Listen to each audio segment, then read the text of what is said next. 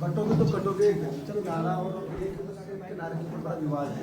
इस बीच में राहुल गांधी जो कांग्रेस के नेता हैं उन्होंने तिजोरी खोल के बताया कि किस तरह से जो बीजेपी का नारा है उसको सिर्फ मोदी जी और अडानी जी सेफ है, इस तरह का उन्होंने शो किया और बताया कि सिर्फ एक व्यक्ति को लाभ देने के लिए ये जो नारा है उस तरह से बीजेपी का। देखिए, राहुल जी की बुद्धि के बारे में मैं क्या जवाब दूं। वो जलेबी को भी और एक नया कारखाना समझ करके उसके लिए बात कर रहे हैं। वो पहले आलू से सोना कैसे निकालते हैं उसके बारे में बात करते हैं। वो हरी मिर्च और लाल मिर्च के भावों में अंतर दे के लाल मिर्च बोने की बात कर लेते हैं। तो मैं उनके बारे में क्या कहूँ। वो कुछ भी अपने कैसे भी कहीं से भी कहीं चर्चा कर लेते हैं जिसका कोई मतलब अर्थ नहीं होता।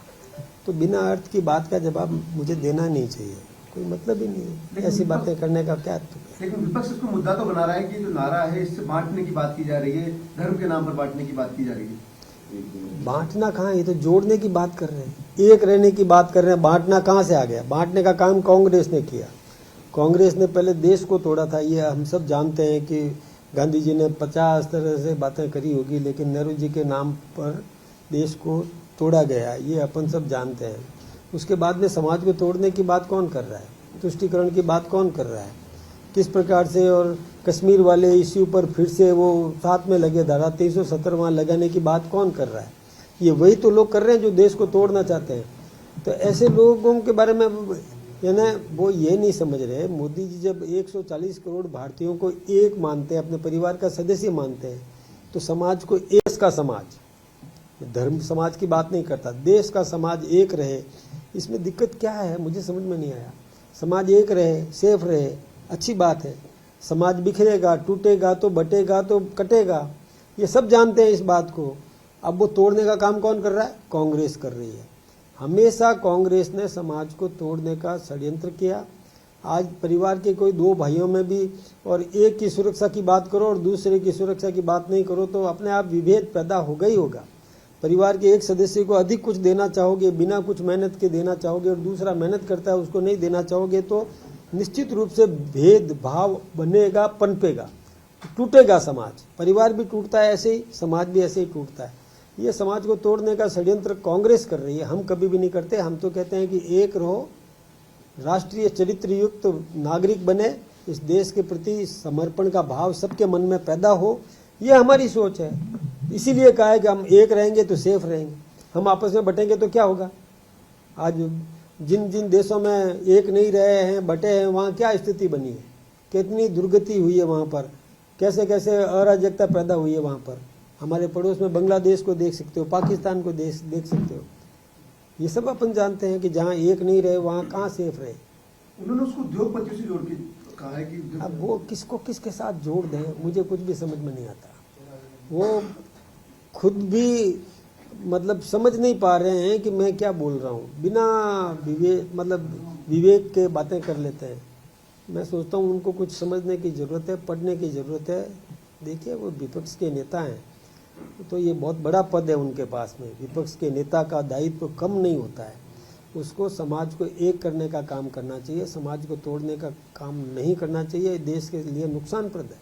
भाई साहब, ये जो नारा जब दिया गया, उत्तर प्रदेश शुरुआत होती है इसकी, बटोगे नहीं तो कटोगे नहीं, कटेंगे मोदी ने कहा कि एक रहोगे तो सेफ रहोगे। इसमें कहीं हिंदू और मुसलमान का जिक्र नहीं है। फिर पार्टियों ने क्यों इसको धर्म की तलाशी पर तोड़ना शुरू किया? ये आपने एकदम सही सवाल किया।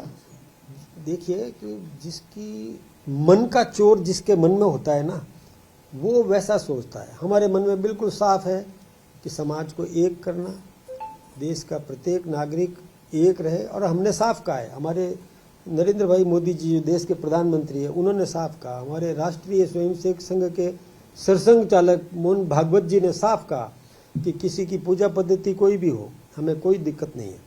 कोई मस्जिद में नमाज पढ़े, हमें कोई दिक्कत नहीं है। कोई मंदिर में आराधना करे, हमें कोई दिक्कत नहीं है। लेकिन राष्ट्रीय चरित्र चाहिए, देशभक्ति चाहिए, इस देश के प्रति समर्पण का भाव चाहिए, इस देश के कण कण के प्रति आत्मीयता का भाव चाहिए। यह जरूरी है। तो जब इसमें कहाँ दिक्कत है, मुझे समझ में नहीं आता। ये लोग क्यों नहीं समझ पा रहे हैं? थोड़ा पढ़ ले, जाए, बैठे, बात करे, उनसे चर्चा करें। मैं कहता हूँ कि राहुल गांधी जी को क्यों नहीं और हमारे वरिष्ठ नेताओं से इस विषय पर बैठ करके बात करना चाहिए, समझने की कोशिश करें, समझ में आ जाएगा वो सही लाइन पे आ जाएंगे। लेकिन समझने की कोशिश तो करें, समझे तो सही, समझने की कोशिश ही नहीं करे, सीधा आरोप लगा दिया किसी भी प्रकार से। और कहाँ मोड़ करके ले गए उद्योगपतियों की तरफ। अरे इस कौन उद्योगपति है, सर्वा दूसरे इससे बड़े उद्योगपति नहीं है क्या? लेकिन पता नहीं क्यों उनको ऐसी बात करना चाहिए। मैं सोचता हूँ कि उनको अभी राजनीति की और देश की एकता की कल्पना उसको समझना पड़ेगा, समझ नहीं रहे। वैसे महाराष्ट्र में, झारखंड में भी चुनाव प्रचार का शोर आज से थम जाएगा और राजस्थान में भी उपचुनाव में पहले ही मतदान हो चुका है। अब परिणामों की तरफ सबकी निगाहें हैं, 23 तारीख ज़्यादा दूर नहीं है। किस तरह से देख रहे हैं कि राजस्थान भी है और अन्य स्टेट भी है? हम एक हैं, हम सेफ हैं, सभी जगह जीतेंगे। भाई साहब, नरेश मीणा के बाद में अध्यक्ष जी, नरेश मीणा थप्पड़ कांड हुआ, उसके बाद में कांग्रेस के सचिव हैं धीरज गुर्जर, उन्होंने कहा कि नहीं मानेंगे तो जूते से समझाएंगे। अधिकारियों के लिए स्टेटमेंट उन्होंने दिया। प्रदेश किस दिशा में बढ़ रहा है? क्या अधिकारी अराजकता की तरफ बढ़ रहे हैं या नेता बाहुबल की तरफ बढ़ रहे हैं? ये वास्तव में दुर्भाग्यपूर्ण स्थिति है। जैसा कि आपने सवाल किया, मैं ये कहूँ कि ऐसे लोगों को बेनकाब करना चाहिए जो किस दिशा में ले जा रहा है राजनीति को। क्या दादागिरी की राजनीति चलेगी क्या? गुंडागर्दी की राजनीति चलेगी क्या? कोई व्यक्ति पुलिस के संरक्षण में से और किसी को अपराधी को छुड़ा करके ले जाए, ये क्या बात है? गुंडागर्दी का राज है राजस्थान में पैदा करना चाहते हैं क्या? कोई व्यक्ति कहे कि जुतम पैजार की बात कहे, ये कोई राजनेता के लक्षण है क्या? ये ऐसे संस्कार, ऐसे के बाहुबलियों का राज चलेगा क्या, या नीतिगत राज चलेगा? यानी भारत की राजस्थान की जनता को भी ये निर्णय करना चाहिए कि राजनेताओं का व्यक्तित्व, कृतित्व, ये सब कैसा होना चाहिए, ये निर्णय करें। ऐसे लोगों को निश्चित रूप से और बेनकाब करने की जरूरत है। उनको कभी भी संरक्षण देने की कोई जरूरत नहीं है, तो अपने आप लाइन पे आ जाएंगे वो सब। यदि उनको संरक्षण देने का काम कर दिया और बाहुबलियों का राज पैदा कर दिया, तो फिर मैं सोचता हूँ कि सभ्य लोगों को राजनीति में कैसे वो और अपना स्थान बना सकेंगे, कैसे वो राजनीति कर सकेंगे। और मैं सोचता हूँ कि हमारे मतदाताओं को ऐसा फैसला करना चाहिए कि किस दिशा में वो बढ़ रहे हैं। सेफ अच्छी राजनीति चल रही है, उस राजनीति को और बाहुबलियों के हाथों में सौंपना चाहते हैं क्या? अधिक पहलवान है वो कुश्ती लड़कर के राज लेना चाहता है क्या? ऐसा संभव है क्या?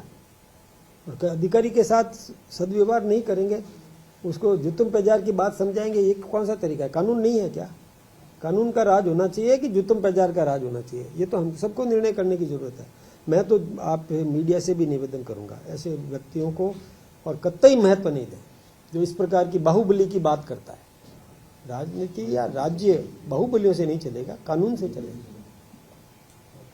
वैसे संगठन में चुनाव की प्रक्रिया लगभग शुरुआत के दौर पर है, क्योंकि जो सदस्यता अभियान लगभग समाप्ति के बाद अब संगठन में मंडल से लेकर अध्यक्ष, राष्ट्रीय अध्यक्ष चुनाव होने किस तरह से रहेगा राजस्थान में? हमारी प्रक्रिया है और हमारा सही तरीके से, हमारा देखिए आंतरिक लोकतंत्र है पार्टी के अंदर। एकमात्र ऐसी राजनीतिक पार्टी है हमारी जो आंतरिक लोकतंत्र से चलती है।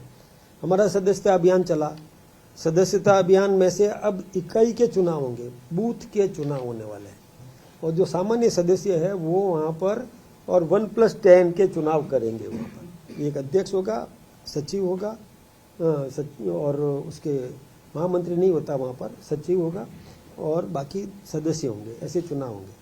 फिर ये लोग मंडल अध्यक्ष को वोट देंगे। मंडल अध्यक्ष के बाद में मंडल अध्यक्ष आगे वोट नहीं करता है, वहाँ आगे होता है हमारा जिले का प्रतिनिधि तय होता है। वो जिले का प्रतिनिधि वो जिला अध्यक्ष को वोट देता है। फिर उस जिले में जितने विधायक हैं उतने प्रदेश प्रतिनिधि चुने जाते हैं। वो प्रदेश प्रतिनिधि